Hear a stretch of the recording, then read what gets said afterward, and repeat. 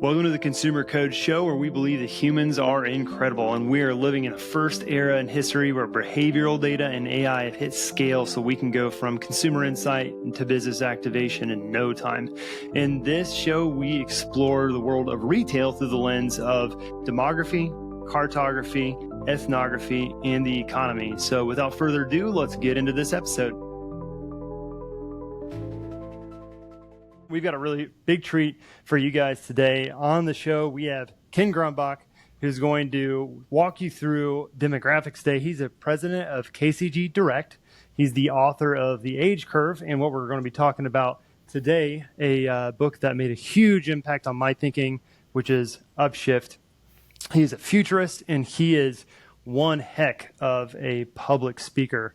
So let's dig right into demographics. Ken, can you tell me about the Japanese collapse, the collapse of the Japanese motorcycle industry in the 1980s and what effect that had on your career?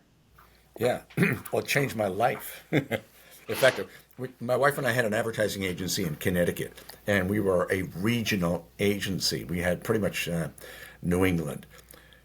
And we had as a client American Honda motorcycles, and we had 130 dealers thereabouts, from the tip of Maine to Pittsburgh to Washington, D.C.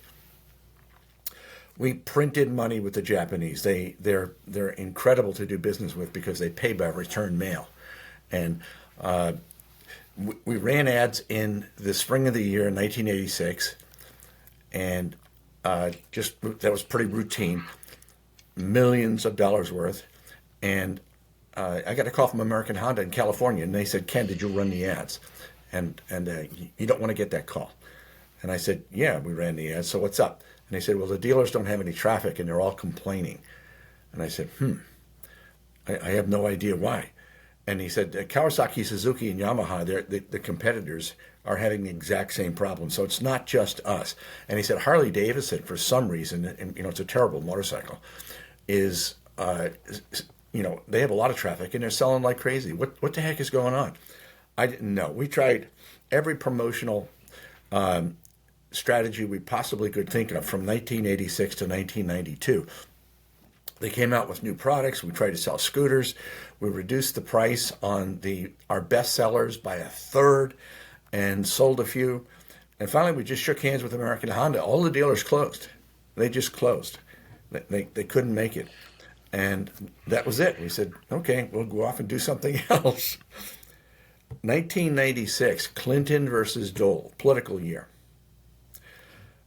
We have, I'm reading a full-page editorial in the Hartford Courant, which is a blue newspaper in Connecticut, and it's saying that Generation X is not participating in the political process. They're not voting, they're not running for office, they're not giving of their time. They were a bunch of lazy, slacker couch potatoes, and what was the United States going to come to if Generation X didn't participate in the political process? And I was thinking, man, I have 40 people working for me, 30 of them are Gen Xers, and I don't have any lazy people. Gen X was born 1965 to 1984. And so I called in our research department, and I said, "Go find out everything you can about Generation X. I want all the statistics you can find from census data, CIA fact book, Bureau of Labor Statistics, whatever you can find." And they came back a few days later and said, "Generation X will never perform at the level of the boomers." And I said, "What? I mean, 20-year generation compared to a 20-year generation? What are you talking about?" And they said, "There's fewer of them." And I said, "What do you mean fewer of them?" And he said, "Simply, there aren't as many Generation Xers as there were boomers." And I said, "Why?" And he said, "Because they had fewer parents." And I'm thinking, what? And he said, "Yeah." I said, "Well, how many fewer?" And we said, "Well, there were roughly 69 million Generation Xers, and there were about 80 million baby boomers, give or take." And I said, "What's the math on that? What's the percentage difference?" And he says, "Well, it's about 12%, 11, 12%. And he said, "But the important thing is peak to valley, from the peak of the baby boomers in 1957 to the trough of Generation X around 1974, 75, is about a 35% free fall." And I said, that will wipe markets out. And they said, yeah, exactly. That will wipe markets out. And I said, so I said, I think we just discovered what happened with American Honda. I said, we knew that we were selling motorcycles to men 16 to 24 years old, period. At 25 years old, this was then. At 25 years old, they sold the motorcycle, got a ring, and got married, and started being an adult. But that didn't happen here. And it didn't happen because Generation X was too small. So our dealers were on 5% after-tax profit. They were all franchises. So that means that if you have a market that falls as precipitously as this one, it's over. And I said, man, that is power. And then I said, that can't be the only thing that Generation X did. So we went back and looked. Generation X actually shut down maternity wards. Generation X shut down toys. Generation X shut down bicycles. They almost shut down Detroit because they didn't buy the same number of SUV vehicles, highly profitable SUV vehicles, as the baby boomers at 40 years old. And in, let's see, 2007, 2008, they shut down housing. And I said, man, we're onto something. And that, what happened was that just eclipsed my desire to be in the ad business because this was much more interesting. So I started writing books, and I started speaking, and here I am. So, but that's how it works. That's simply how it works. You know, so many of our listeners in Consumer Code, they're doing, usually for retail, growth expansion for their business, so physical expansion, more locations, more brick and mortar locations, or they're in the ad business, just like you are. And one of the things that you mentioned there that really flipped the frame of my thinking is so many people are really focused on the outcomes of a situation, like what are my sales of this motorcycle? And they're not going back to think about what drives the outcomes. And it's people that drive the outcomes, primarily people. There's a lot in there. And I feel like that is such a critical thing that we as retail marketers, retail growth expansion experts, and analysts are not thinking nearly enough. Is there enough people for my market? Exactly. If you don't count the people, it's I had an economist walk up to me in a cocktail party about a year ago, and he said, he said, I know you're a demographer, and I just wanted to tell you my position. He says that demography is a subset of economics. I'm a city kid. This guy almost lost his jaw. So I said, well, let me ask you a question. I said, what came first, money or people? And he said, okay, people. You have to understand the people, and you have to understand aging. If you don't understand it, what is demographics? Demographics is counting people, counting live births, and counting deaths, counting abortions, counting things that affect the critical mass, and it also that a real factor in critical mass is aging. Boomers right now are currently 60 to 79 years old. What does that mean? Well, get ready, healthcare, because healthcare is going to get swamped. I live in Florida. Population in Florida is about 24 million. It's going to go to 35 because and it'll go to 35 in the next 10 years. Why? Because the very peak of the baby boomers born 57, 58, 59, 60, 61 are not here yet. And they're coming. And when they come, they're bringing their money. You know how much money boomers have? They have about $100 trillion in assets. That's 4 times our GDP. Incredible. So it's consumed me, and I love it. I really do, and I still love it. Kind of continue to go along this retail concept. Tell me how you feel about Levi's. Well, that was another interesting call. 1998, I get a call from the chief marketing officer at Levi's in California, in San Francisco. And you'd have to realize that, I've been in the clothing, I'm a retail clothing expert, a retail expert is what I'm called. And Levi's called me, and I'm thinking, yeah, this is an $8 billion business. What are they calling me for? So I said, hello. and the guy said, listen, I know you understand the jean business because of the store. We actually grew a store from $10 million to $400 million in jeans. And he said, I know you understand the jean business, and we're Levi's. I can't pay you for what I'm going to ask you for, but I need to know. We're seeing some of our markets soften. I mean, we're so used to being not being able to supply the amount of jeans that are needed for our markets. He said, but we're starting to see a softening. Do we have a problem? And I said, who's your customer? And he said, that's obvious. He said, an 18 to 34-year-old man or woman, mostly men. And I said, okay. And I said, why do you cut it off at 34? And he said, well, basically, they can't fit in the product anymore. They're too big. And I said, okay. I said, you're a baby boomer business. And he said, yeah, I know that, chief marketing officer. And I said, the last baby boomer was born 1964. Yeah. I said, well, add 34 years to that.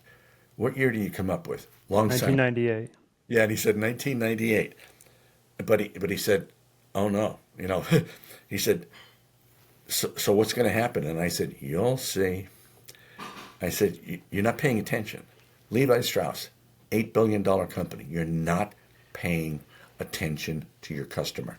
And your customer has aged out of your market. So guess what? They went from 8 billion to 5 in like 3 years. And now they're nothing. In fact, the gene is a terrible gene now. You got to pay attention to this. I don't care what you sell. I don't care if you sell hair dryers or cars or whatever.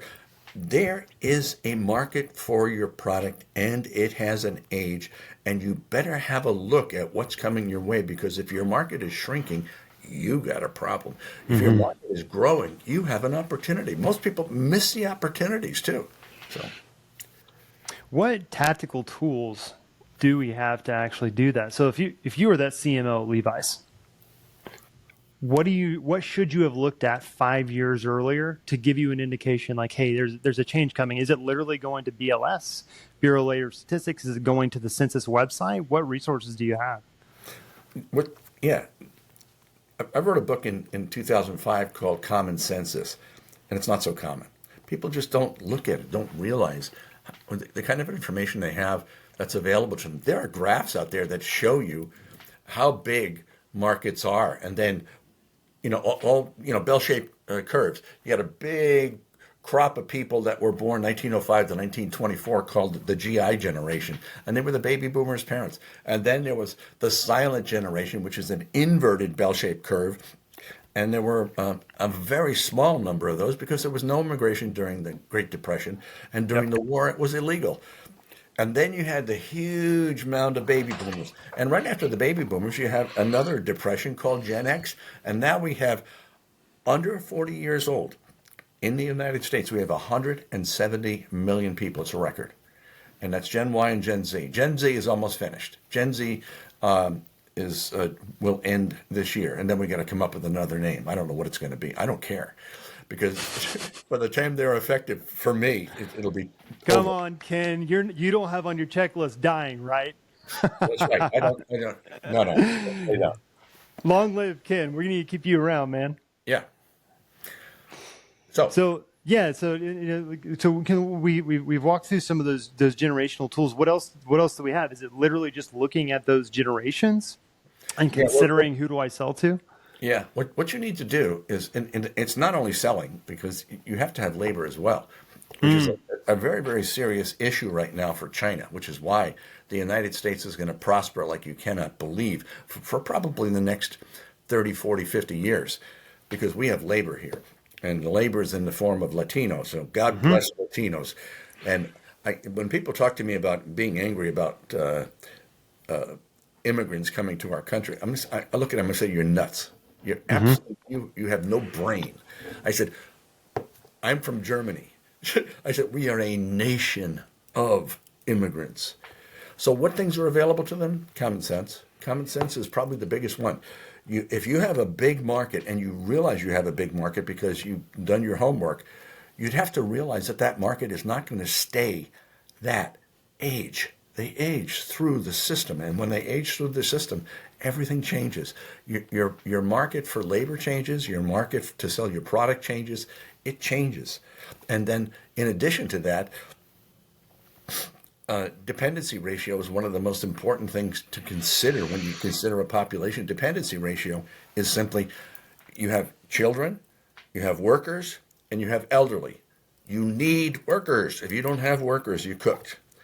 And that's because both sides are dependent on the workers.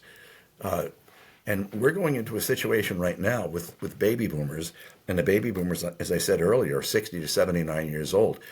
They're going to be very dependent. And they're going to get Social Security, and they're going to get pensions, and they're going to get a bunch of other stuff. But they are going to, it's what's in store for our country is very, very interesting. So, I have my own sort of demographic story here. So I grew up on a tree farm in Ohio, and we also did landscaping. And my dad's biggest complaint was that it is impossible to find workers for us. This was a thorn on my dad's side forever. And the people that we could get were not the greatest, I will say. And they were Gen Xers. So I was young, 12 years old, working in this farm. And so who did he start hiring? Well, first of all, manufacturing left the city. This is Richmond, Indiana. We used to have some plants, didn't have a plant. They went down to Mexico. But who came up to work? It was all immigrant workers. And that's what we had. Every summer, they would come up, and they were our workforce. And now I understand what was going on. It wasn't that people sucked and there wasn't good workers. Is that there was not enough Gen X workers to be working in landscape. And so we had to get those immigrant workers. If we had not got those immigrant workers, my dad would have been out of a job, 100% out of a job. So they floated us all the way through. That was a great experience to have. Most of our, you know how many Latinos we have in our country now? 67 million. 67 million. And my biggest fear, Mexico is blossoming, but Mexico is going to be a huge manufacturing entity. Why? Because they're picking up all the business that can't be done in China. And China was producing about 30-40% of the manufacturing in the world. Well, all that's coming across the Pacific Ocean, and it's going into Mexico. It will come into the United States as well. There's a lot of reshoring here in the United States. My fear is the Mexicans are going to go back. If they go back, we're done. We can't. We absolutely, positively need our immigrants. Do you know that the United States, from your generation down, and that's Gen Y millennials, is a majority nation. You're outnumbered by people of color, and we need them. We just desperately need them, and a lot of other factors too. But labor, if you don't have labor, you're not going to be prosperous. If you're a retailer and you don't have people on the floor, if you think you can automate that process, you need people. But you need to rethink the whole process, how you're going to get them, how much you're going to pay them, how much you're going to charge for your products, everything. Yep. Yeah, and for some of our listeners, one of the things I've seen, Ken, in working with a lot of companies that run ads, this might be surprising, but 67 million people is the Latino group. So that's a big portion of the U.S. Nobody focuses them on targeted ads. So what you have essentially is you have Facebook, you have TikTok, you have Instagram, you have Snapchat, you have X, and these are all competitive bids on those people for them to receive advertisement. They are absolutely the cheapest bids that you can possibly do on ads because nobody is bidding for them. It's an auction and no one's bidding for those people. And when you do, because they never receive advertising that is relevant for them, the click-through rates are insane because these people never get anything that's relevant to them. And so I would just recommend for people to look, if they see any sort of constituency within their customer base of Hispanics, these people are a huge opportunity. And you think, because they're low income, perhaps they might not be able to afford some of these things, wouldn't care about some of these things. Cosmetics, unbelievable. Clothing, unbelievable. It's it's very surprising and things that I love to see because they're behavioral things too. What you're going to see, and this is fascinating to me because I live in an area where there is no work done, no physical work done, unless it's done by Latinos. And most of the work is not done by Mexicans, it's done by Central and South Americans. But it fascinates me to see these people come in. They will do anything. They will work in 110 degrees. They're incredible. They're wonderful. Their kids are going to school now, and now their kids are starting to fill up colleges. So we're going to have, that will become a political force. It's not yet. In fact, it's not even geographical yet. It's for the most part, the Latinos are in the southwest part of our country. We need to get them up into the country to satisfy your dad's tree business. Yeah. You need to recruit them. You need to go down to Arizona, go down to California, go to the southwest part of our country and recruit them and bring them up, pay them. We need them desperately. Yeah, that's great. So I'd like to hear you talk a little bit about the intersection of geography and demography. And in your book, you talk about two hypothetical brothers. You got Phil and Ted. Phil gets franchise rights to McDonald's in a county in North Carolina, where Ted gets franchise rights to a McDonald's in Maine. So how does that play out for them, and how does geography impact that? Well, it's not so much geography; it's the population of the geography. Simply, Maine doesn't have a population.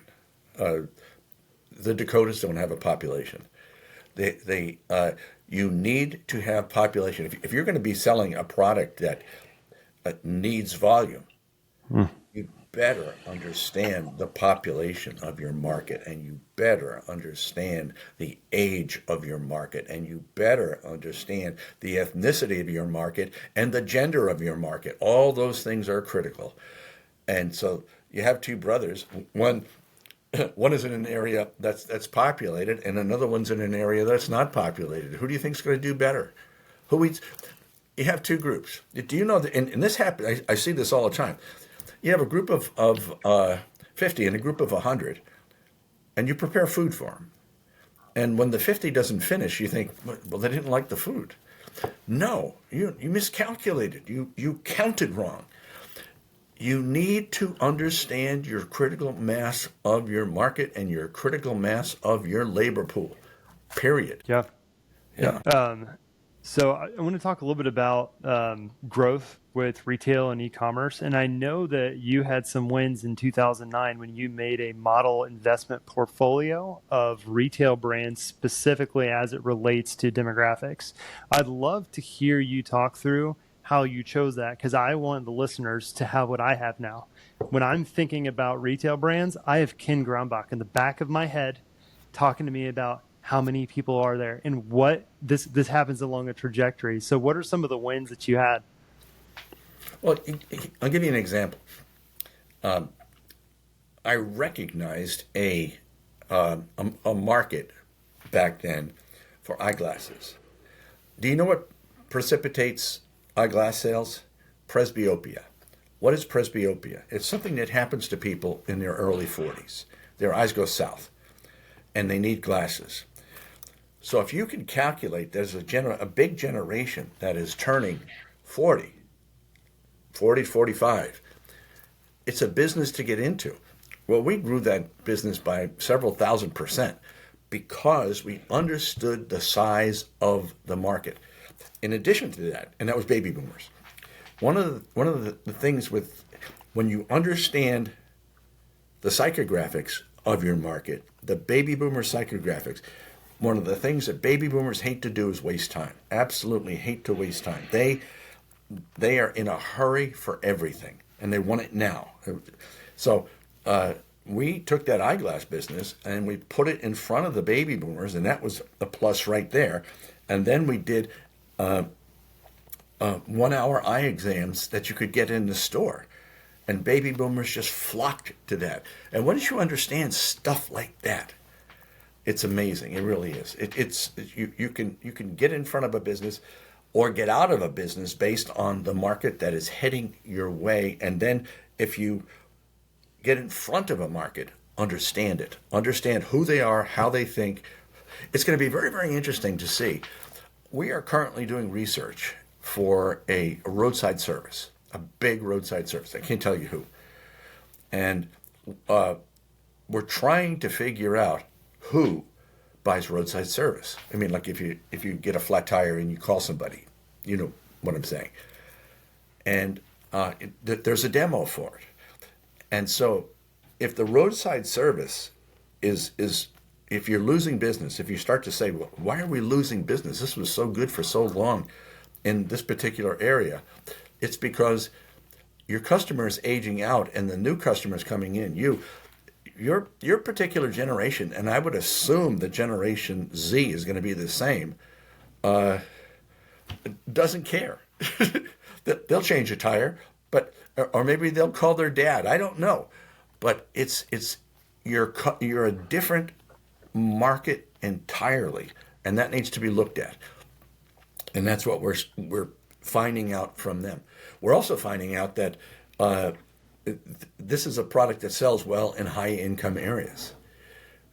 Makes sense. Nobody cares. I mean, people don't care about the money. They just want to get back on the road. So yeah, products, geography, age, demographics, everything's, you need to look at it. And here's the beauty of demography. It's simple. It's not rocket science. You're not going, it's not, you ever sit down and listen to a presentation by an economist and see all the graphs and all the numbers, and what they say is, on the other hand, there's nothing definitive. Demographics is definitive. Totally. It's very simple. Yes. Yeah. I feel like what I want people to get out of this piece is that you have a market. That market has a number. And that market is not a static moment in time. And just the tool that you used is, okay, let's talk about eyeglasses. What happens to boomers? A lot of boomers around here. What's going to happen with their eyes? My dad just got cataract surgery. He's a late boomer. There's going to be a huge market for this. Like this is absolutely not rocket science, and for that reason that I love it. And it's not looking at the results like an economist would look at results. It is looking at what generates the results, and that's really exciting to me. Right. What do you see most retailers getting wrong about demographics in your work? Like what common patterns do you see where they are confusing some of this stuff? Well, they're frozen in time. They're for some reason I'll give you an example. I'm sitting on a plane, a retail, and I'm sitting next to a person that sells a retail product. She sold cigars and manufactured cigars. And I said to her, so what's happening with your market? Is your market getting bigger or smaller? She said, no, the market's always the same. And I said, I'm not following you there. I said, what do you mean always the same? She said, well, we sell to distributors. And I said, no. I wasn't talking about who you're selling to. I'm talking to about your end user market. And she said, well, I don't know anything about that. And I said, what if people stop smoking cigars? What if the new generation is not a smoker of cigars? I said, you're cooked. And she got mad at me. We didn't talk anymore. But that's how it works. You need to understand the psychographics of your market, and you need to know if it's getting bigger or smaller. And that's paramount.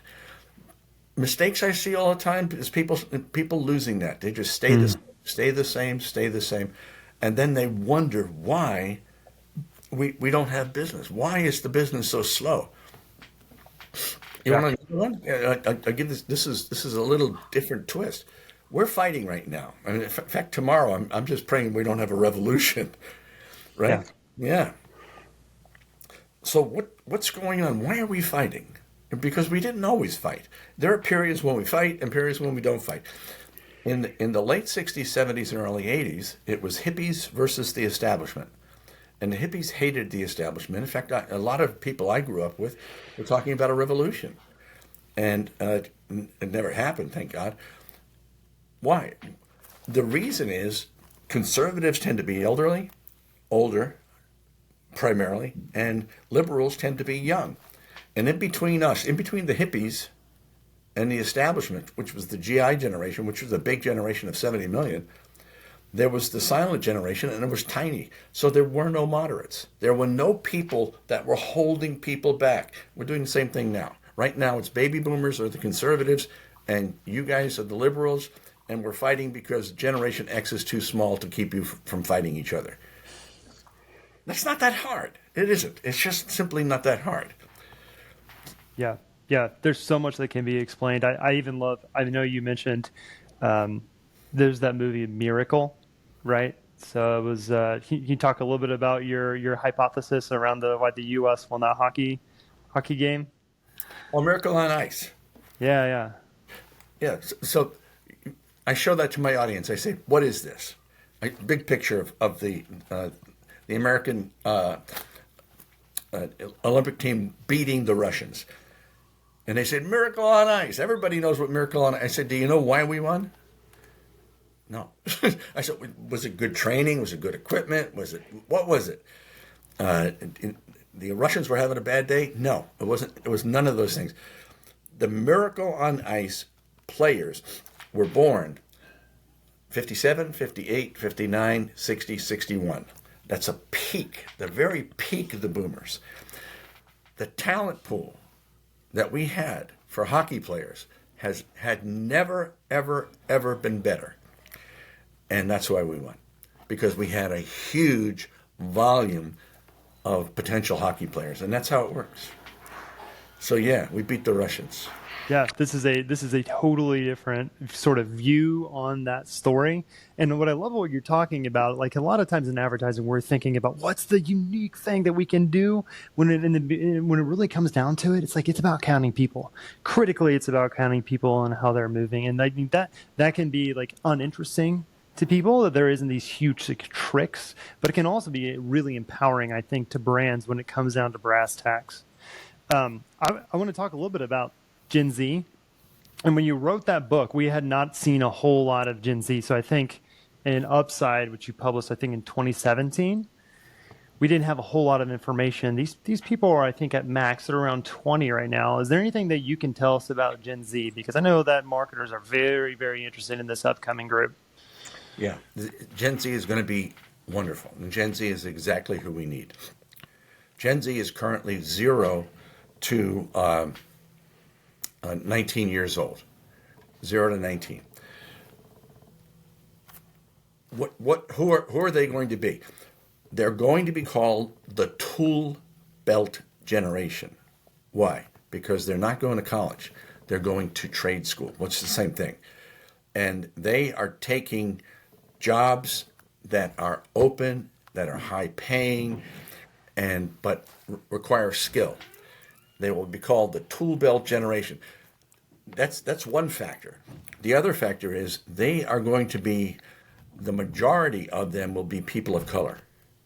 So you better understand African Americans, you better understand Latinos, you better understand the white people that are a minority in that generation, because they're going to have different tastes, they're going to be different markets. It's an exciting time to look at markets because it's changing. When do people buy clothes? Well, there's a time when people buy clothes. There are times when people buy automobiles. I think a 42, 43-year-old male is the biggest buyer of an automobile. All of those things need to be taken into account. When you think about the people that this generation is going to be huge, it is going to be different, and you can't match it to your generation, to the millennials, and you certainly can't match it to X, and you can't match it to the boomers. They're going to do different things, so you need to do your homework. So they're larger, aren't they, than the millennials, are they? No, millennials are 88 million. This generation will be 75. 75 million. Is that incorporating what we expect from immigration? It's a good question. If we continue to do immigration at the level that we are currently doing it, it's anybody's guess, and I don't know. I Yeah, really, that's one of the that's up in the air right now, and we'll yeah, know a little bit more about that perhaps tomorrow. So tomorrow, for anybody listening in the future, that tomorrow is election day yeah. for the 2024 election. So that's, I mean, we're on the precipice of potentially a demographic change, and maybe we can kind of finish there. Ken, I know you mentioned, you kind of dangled this one in front of me here at the beginning. You feel like there's some big changes coming, and I know just you're a demographer, but you're also a futurist. What are you seeing in the future for us? Well, the United States, the Americas, the United States, Canada, Mexico, Central and South America are all going to do very, very well. And we will see immigrants from the rest of the world. And we will see high-end immigrants from the rest of the world. We're already seeing, I don't have the number of Asians that we have, but it's like 30 or 40 million. They're coming in here, high net worth, especially they're going to Canada. Vancouver is huge with Asians. That's going to be a factor, and that's going to be a big factor. What's happened is the China enjoyed an industrial blossom, if you will, because they instituted a one-child-only policy, and they actually doubled their labor force by doing that because they enabled a man and a woman both to work, and they paid them 25 cents an hour to do work that was being done here in the States for $15, $20 an hour. They captured manufacturing, but it's over because the one-child policy literally prevented 500 million people under 40. So they have no labor. By 2030, they have no labor. They have no economy. We don't need to worry about China at all, or Japan, or there's so many things that we don't need to take into consideration. The United States is going to do very well because we're seeing all that manufacturing come into the Americas, and it's going to be a bonus because there aren't going to be any more distribution issues because everything's going to be made right here and we distribute it right here. Unfortunately, markets, the EU is not going to be much of a market. Asia will not be much of a market. Absolutely. I don't know about India, but we'll see. We are going to see huge change because of what the Chinese did to themselves. And if you want to see what the Chinese did to themselves, all you have to do is look at Japan, because Japan doesn't have anyone under 40. And I don't think they have anyone under 50. It's just an elderly nation, and it's a country by name only. They don't make anything. It's just the money that they made back then is keeping them alive. Yep. Big changes, exciting Big changes. Yeah. Yeah. Extremely exciting things to do. And then when you have this tool of understanding demographics, you can start predicting things where you look like almost like a prophet. So I remember 10 years before, you were talking a little bit about Russia, and you're like, they have a bit of a demographic problem. They're really top heavy, got a bunch of old people, not a lot of young people to do the work for them. So they're probably going to need some folks. They need some people. They need some population. So, who's in their crosshairs? It might be Ukraine. And of course, you look like an absolute prophet when 10 years later we see this war where it seems like it came out of nowhere, but is a demographically driven war. Also probably geographically driven because there's a mountain range over there. They need to get food.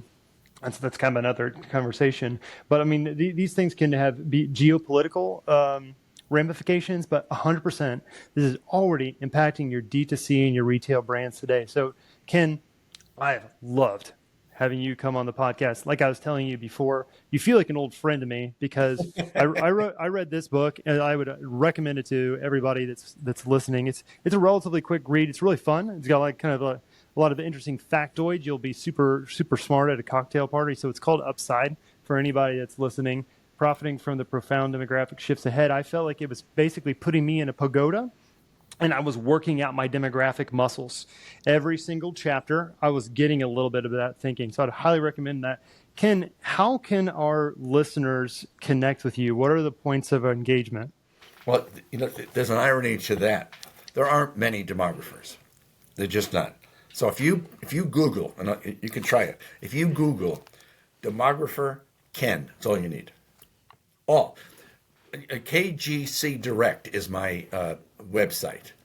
or you can call me at 860-558-7757. That's my cell. The last of the boomers, but don't text him. Thank you, Ken, for joining the show. It was my pleasure. You take care, my friend. Bye-bye.